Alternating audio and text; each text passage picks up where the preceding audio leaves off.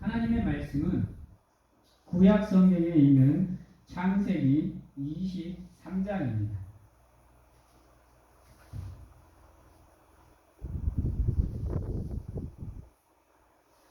창세기 23장 1절에서 13절 말씀까지 제가 봉독하도록 하겠습니다. 창세기 23장 1절에서 13절 말씀까지, 오늘은 저희가 10절에서 13절 말씀까지만 제가 봉독하도록 하겠습니다. 창세기 23장 10절에서 13절까지 제가 봉독해 드리도록 하겠습니다. 에브론이 헷 족속 중에 앉아 있더니 그가 헷 족속 곧 성문에 들어오는 모든 자가 듣는 데서 아브라함에게 대답하여 이르되, 내 주여 그리 마시고 내 말을 들으소서. 내가 그 밭을 당신에게 드리고 그 속의 굴도 내가 당신에게 드리되, 내가 내 동족 앞에서 당신에게 드리오니 당신의 죽은 자를 장사하소서. 아브라함이 이에 그 땅의 백성 앞에서 몸을 굽히고 그 땅의 백성이 듣는 데서 에브론에게 말하여 이르되, 당신이 합당히 여기면 청하건대 내 말을 들으시오. 내가 그 밭값을 당신에게 주리니 당신은 내게서 받으시오. 내가 나의 죽은 자를 거기 장사하겠노라. 아멘. 사랑하는 성도 여러분, 오늘 말씀은 아브라함의 아내 사라가 127세를 살고 이제 죽었습니다. 하나님의 부르심을 받았어요. 그래서 아브라함이 사라를 위해서 슬퍼하며 애통하는 가운데 힘들어하고 있는 상황입니다. 사랑하는 아내를 이제 먼저 보내야 되느니 얼마나 힘들겠어요. 얼마나 아프겠어요. 비록 127세라는 많은 세월을 살아왔지만 그래도 사랑하는 사람이기에 보내는 게 쉽지 않았을 거예요. 그래서 보면 슬퍼하며 애통했다 그랬어요. 애통이라는 것은 창자가 끊어질 것 같은 아픔이에요. 우리는 그냥 보통 애절하다라고 이렇게 말을 하는데, 이 애통이라는 게 바로 그러한 의미를 가지고 있어요. 그만큼 아브라함이 힘들어하고 있는 상황, 누군가의 도움이 가장 필요한 상황입니다. 근데 우리가 오늘 이 말씀을 통해서 봐야 되는 게, 아브라함이 그동안 어떻게 살아왔으면 이 슬픔을 당한 이 상황에서도 주변의 사람들이 아브라함을 인정해주고 있어요. 이건 정말로 놀라운 겁니다. 가장 힘들고 어려울 때 나를 버리지 않고 나와 함께 해주고 나를 도와주는 손길이, 여러분들 그게 얼마나 고마운지 알고 계실 거예요. 근데요, 우리가 삶을 제대로 살지 않으면 우리는 그러한 도움을 받을 수가 없어요. 우리 주변에 보면 삶을 개차반처럼 살다가 죽은 사람들의 장례식이 참 안 좋을 때가 많아. 근데 세상 삶을 제대로 산 사람은 마지막 가는 길 또한 거대하고 많은 사람들이 모여서 외통하고 함께 슬퍼하는 가운데 유족들을 위로해 주는 것을 볼 수 있어요. 그래서 우리가 살아가는 삶이 왜 올바른 삶, 왜 선한 삶을 살아야 되는지는 오늘 말씀을 통해서 우리가 알 수 있습니다. 즉, 우리가 그동안 어떠한 삶을 살아왔느냐를 알 수 있는 결과는 언제 드러나느냐? 우리가 가장 힘들 때, 가장 어려울 때, 때 드러나요. 내가 힘들고 어려울 때, 내가 도움을 청할 때 도움을 하나도 못 받는 사람들이 있어. 자기는 자기 나름대로 잘 살아왔다고 생각을 하는데 정작 급할 때 자기가 도움을 못 받아. 근데 어떤 사람은요, 자기는 선한 일을 행하는 일이 없다고 그냥 그저 그렇게 평범하게 살아왔다라고 생각하는데, 자기가 여러 사람을 도와줬던 사람들은 자기가 힘들 때 손을 내밀면 바로 도움의 손길이 와요.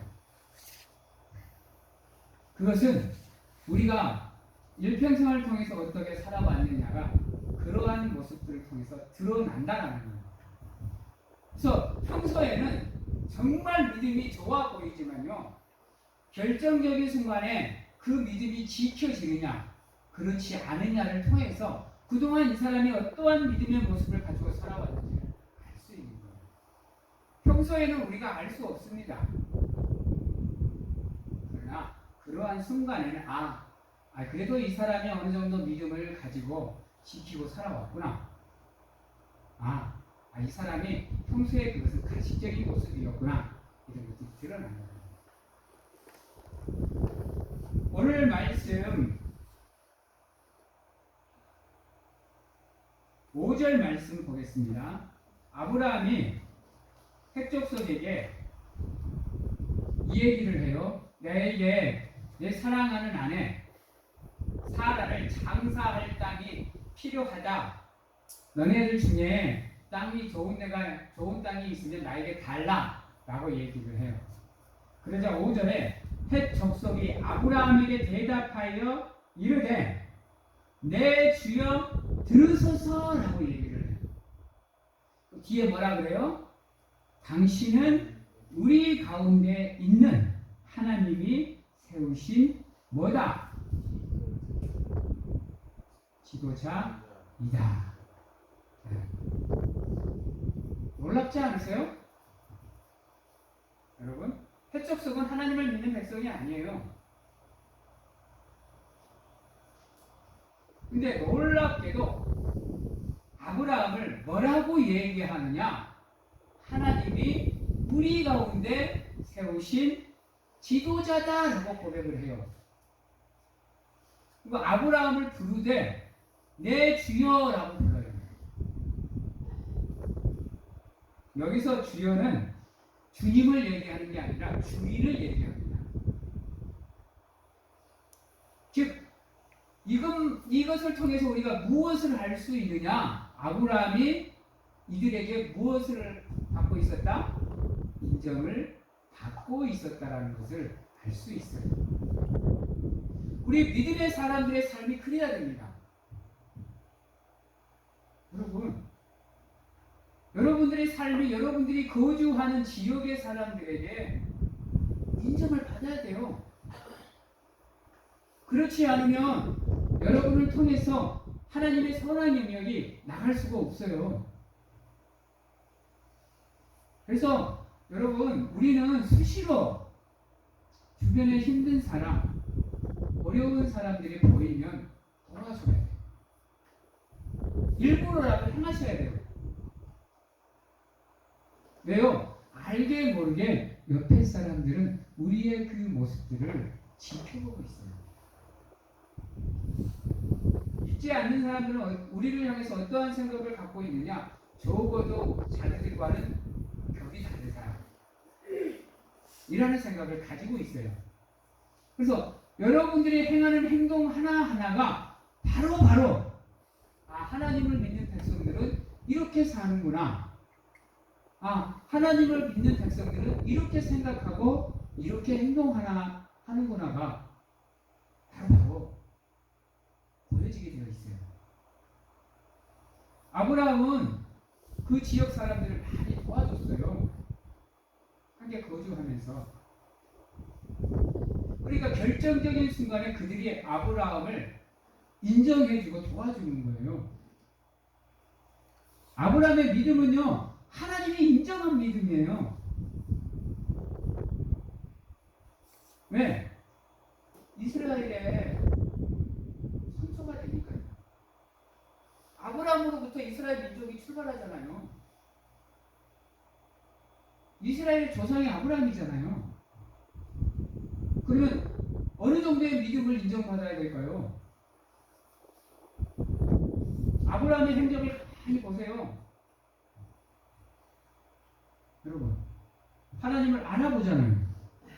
얼마나 민감한 삶을 살아야 나그네 모습으로 변신해서 다니는 하나님을 알아볼 수 있을까? 그만큼 아브라함은 정말로 하나님에 대한 민감한 믿음의 생활을 했던 사람이에요. 그래서 아브라함은 할례를 받기 전 이미 의인이라 칭함을 하나님께 받으셨어요. 그러게 놀라운 믿음을 갖고 있던 사람이에요. 이스라엘 민족들이, 지금의 이스라엘 국가 민족들이 가장 존경하는 인물이 아브라함이에요. 얼마나 하나님을 믿는 삶을 살았냐면 자신의 아들을 바치라고 할 때도 단 하나의 의심도 없었어요, 여러분. 물론 죄도 지었습니다. 잘못도 했어요. 그러면 우리가 이렇게 인정받는 삶을 살려고 하면 어떠한 삶을 살아야 될까? 오늘 아브라함을 통해서 한번 배워보도록 하겠습니다. 먼저 아브라함은 하나님의 사람으로서의 믿음의 정체성을 확고하게 한 사람입니다.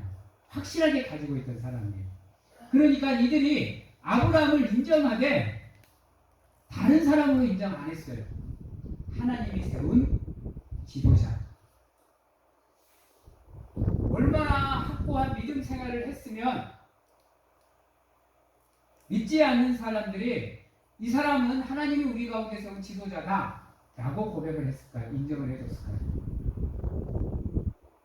사랑하는 성도 여러분, 한번 물어볼게요. 우리의 믿음의 정체성은 무엇이에요? 무엇이 우리의 믿음의 정체성이 우리의 삶의 정체성이죠? 여러분, 우리의 믿음을 확실하게 정립하려면 하나님 앞에서 내가 어떠한 존재인지를 알아야 돼요. 그리고 그것을 인정해야 우리가 하나님이 인정하는 믿음의 삶을 살아갈 수 있어요. 한번 따라해 봅니다. 우리 믿음의 정체성은 하나님 앞에서 내가 죄인됨을 고백하는 겁니다. 이게 선행이 안 되면요, 여러분은 하나님의 사람으로서의 삶을 시작할 수 없어요. 왜 사람들이 교만해지고, 왜 사람들이 오만해지고 자만에 빠지는지 아세요? 자기가 하나님 앞에 죄인됨을 인정을 안 해요. 절대로 안 해요. 그런 사람들은 자기는 완벽하다고 생각하고 완전하다고 생각하기 때문에 그거를 인정할 수가 없어요. 왜? 그거를 인정하는 순간 자기의 가치가 추락한다고 생각하는 거예요. 근데 가장 중요한 믿음의 출발은 뭐냐? 내가 하나님 앞에서 나의 죄인됨을 고백하는 거예요. 사도 바울이 하나님 앞에서 뭐라고 고백해요? 나는 죄인 중에 뭐다? 괴수로다. 죄인 중에 죄인 중에 괴수로다라고 고백을 해요. 그 위대한 사람이 성경을 13권을 쓰신 분이 하나님 앞에서 나는 죄인입니다라고 고백을 해요. 우리가 겸손한 자리로 내려갈 수 있는 거, 나를 버리고 나를 죽이고 나를 내려놓을 수 있는 방법은 다른 데 있지 않아요. 하나님 앞에 내가 죄인됨을 고백하는 거예요. 그래야 내가 하나님 앞에 모든 것을 내려놓을 수 있어요. 그 죄인됨을 고백하지 않는 이상은 절대로 우리의 믿음의 정체성을 확립시킬 수가 없습니다. 이거 기억하시기 바랍니다. 그래서 아브라함이 이 헷족속들 앞에서 하는 행동들이 뭐냐? 한번 보겠습니다. 4절입니다. 나는 당신들 중에 나그네요 거류하는 자이니라고 해요. 이게 첫 번째 아브라함의 겸손한 모습이에요. 주인 행세를 안 해요. 이 정도 인정을 받는 사람이면 주인 행세를 해도 이들이 인정해 줄 건데 아브라함은 주인 행세를 안 해요.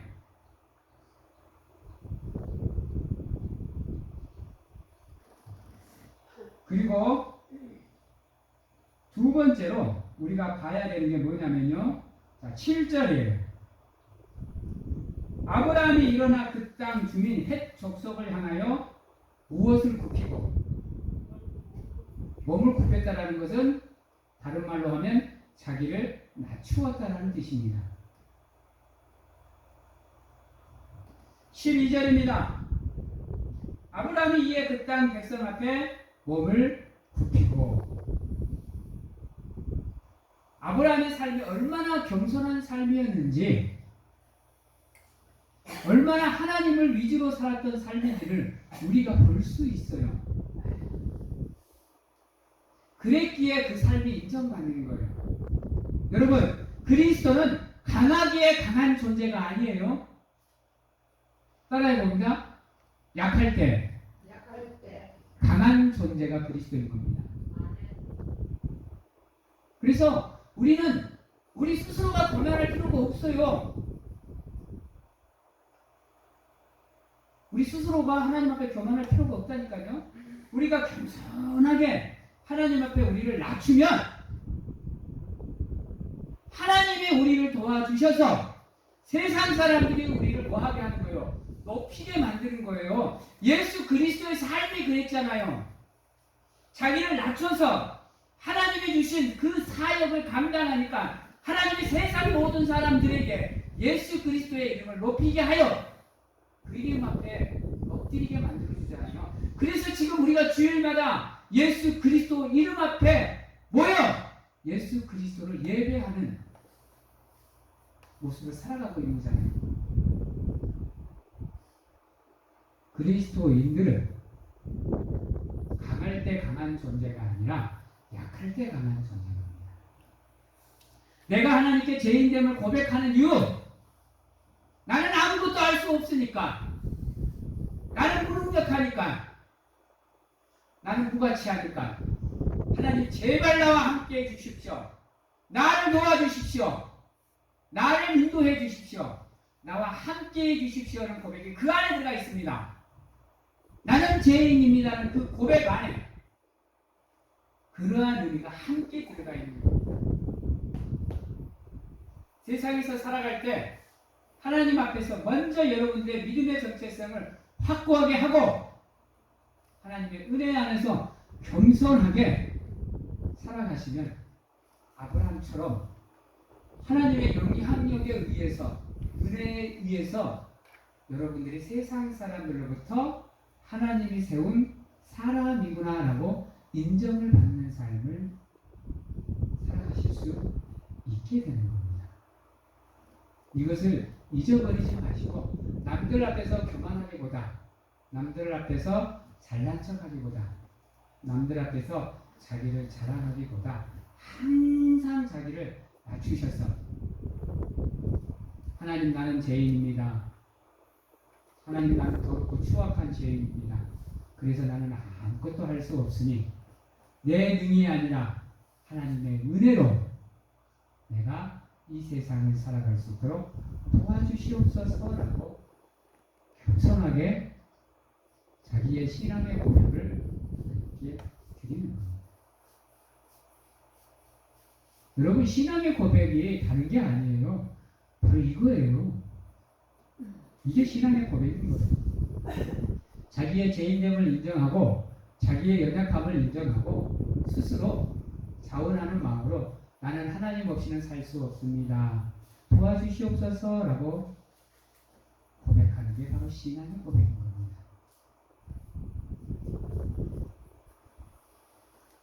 사랑하는 성도 여러분, 누가 뭐라 그래도 여러분들은 하나님께 선택을 받은 사람들이에요. 그렇다고 하면 내가 하나님 앞에서 어떠한 존재고 내가 하나님 앞에서 어떻게 행해야 되는지를 알고 깨닫고 그렇게 살아가시기 위해서 노력을 하셔야 됩니다. 그리고 두 번째로 우리가 세상 사람들한테 인정을 받고 살아가는 삶을 살아갈 수 있는 방법이 뭐냐? 정당한 대가를 지불하시고 정당한 방법으로 이익을 얻으십시오. 불법적인 방법, 불의한 생각을 버리십시오. 공짜로 얻는 거 좋아하지 마세요. 물론 공짜는 저도 좋습니다만은 자, 오늘 말씀 13절입니다. 그 땅의 백성이 듣는 데서 에브론에게 말하여 이르되 당신이 합당히 여기면 청하거든 내 말을 들으시오. 내가 그 밭의 값을 당신에게 주리니 당신은 내게서 받으시오라고 얘기해요. 왜 이 얘기를 해요?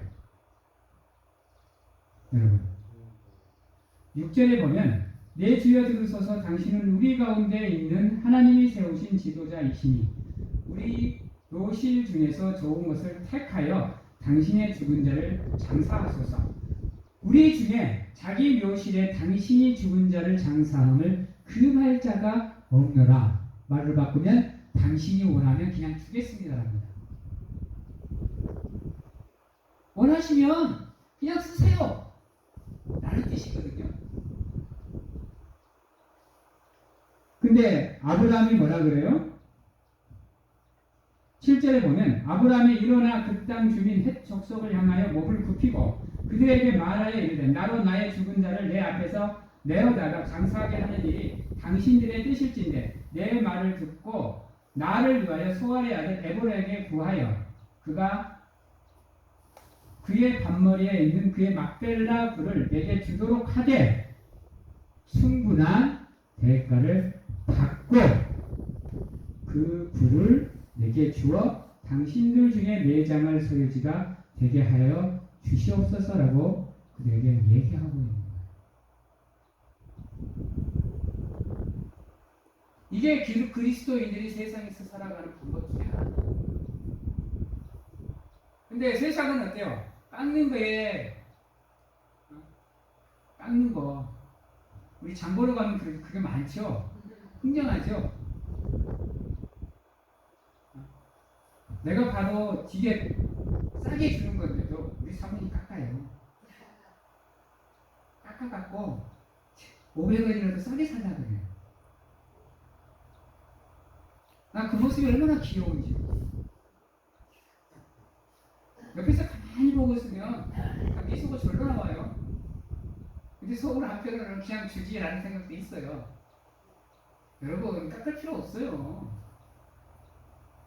물론 싸게 시급지 싸게 씹고 저분들에게 이익을 보고 싶은 게 인간인데 그냥 그리스도인으로서 그냥 주세요. 나는 그냥 누가 알지도 모르고 모르지도 모르게 그냥 주지만 누구는 알고 계시는 거예요? 하나님은 알고 계시는 거예요. 그래서 알게 모르게 내 이름이 높아지게 만들어 주셔요. 그러니까 비싸다고 생각 놓지 마시고 어느 정도 이해가 가는 가격이거든 그냥 지불하세요. 터무니없이 바가지를 씌운다거나 터무니없는 가격을 부르면 좀 생각을 해보셔야 되겠지만 그래도 그냥 이 정도면 충분하겠구나 싶으면 지불하세요. 좀 손해보세요. 1, 2천원 손해봐가지고 우리 삶 안 바뀌어요. 그런다고 우리 삶 힘들어져요? 나 그래서 사모님한테 한 번씩 그냥 주고 사나 이렇게 얘기를 하는데 우리 여자들의 마음이란 여자들의 생각이란 저 크고도 넓은 바다와 하늘을 헤아릴 수 없듯이 헤아릴 수 없는 영역 중에 하나이기라도 하지만 그래도 믿는 사람의 모습으로서 조금은 손해볼 수 있는 그런 모습들이 그리스도인들에 대해서 자연스럽게 나와요. 그런 훈련이 되면 내가 이익 보는 삶을 살려고 하지 않아요. 그냥 정당하게 지불하고 말아요. 저는 어디 가서 이렇게 물건을 사려고 하면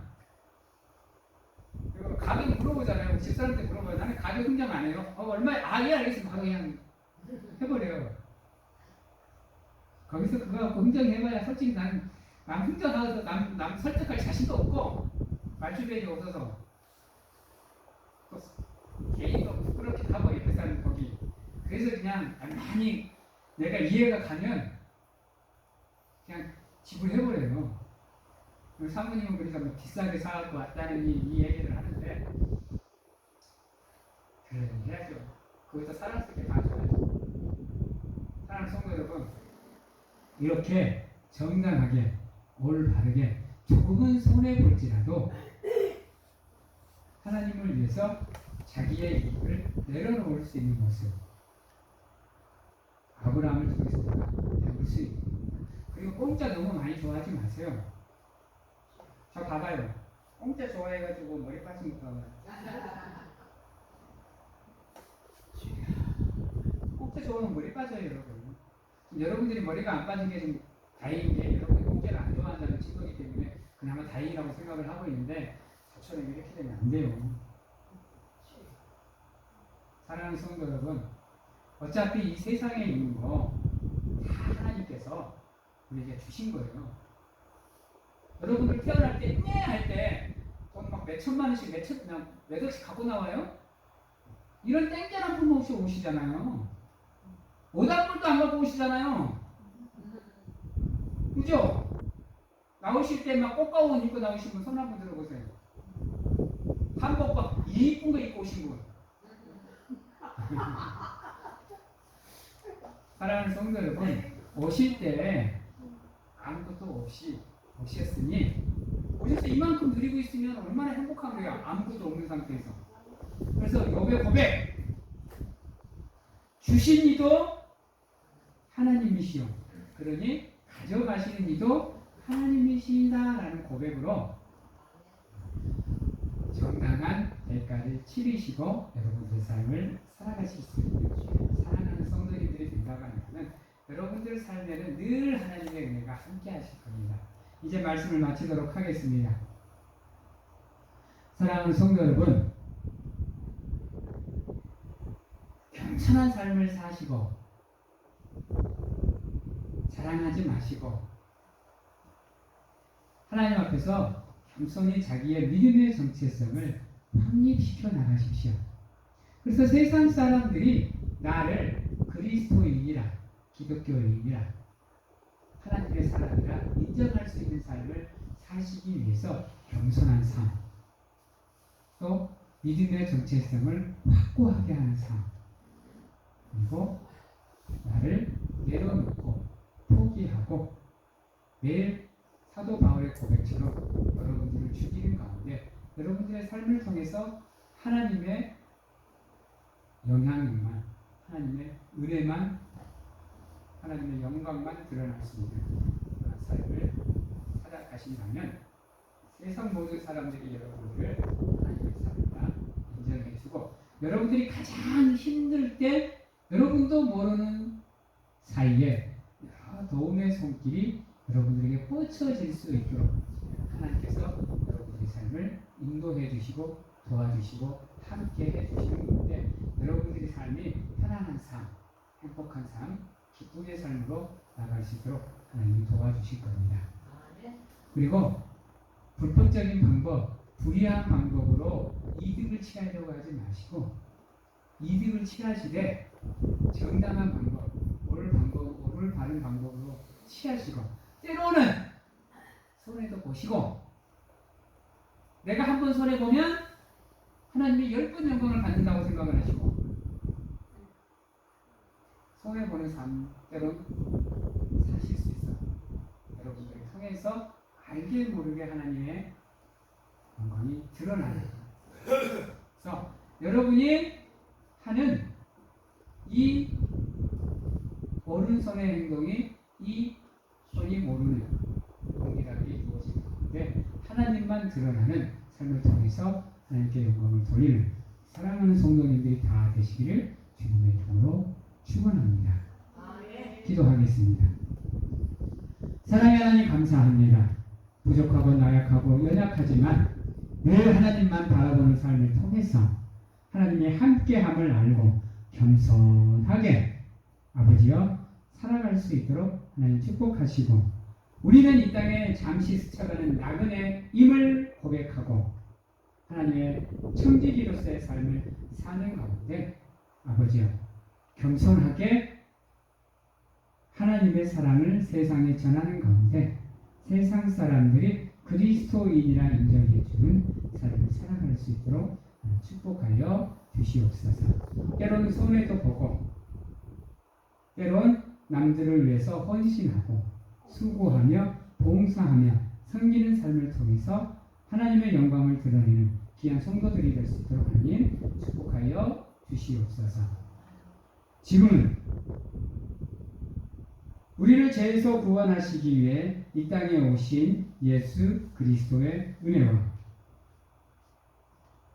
세상 끝날까지 우리와 함께 하시는 가운데 안아주시고 품어주시는 하나님 아버지의 사랑하심과 세상 어느 곳에 가서 무엇을 하든지 간에 우리를 지키시고 보호하시는 성령님의 교통하심 오늘 이 자리에서 온전히 겸손하게 하나님만 섬기며 또 모든 사람들을 섬기는 가운데 하나님의 영광을 드러내는 귀한 삶을 살게 논하고 확신하고 결단하는 귀한 하나님의 성도님들 머리 위에와 가정과 직장, 자녀와 건강 위에 지금부터 영원토록 함께 하시기를 축원하옵나이다. 아멘.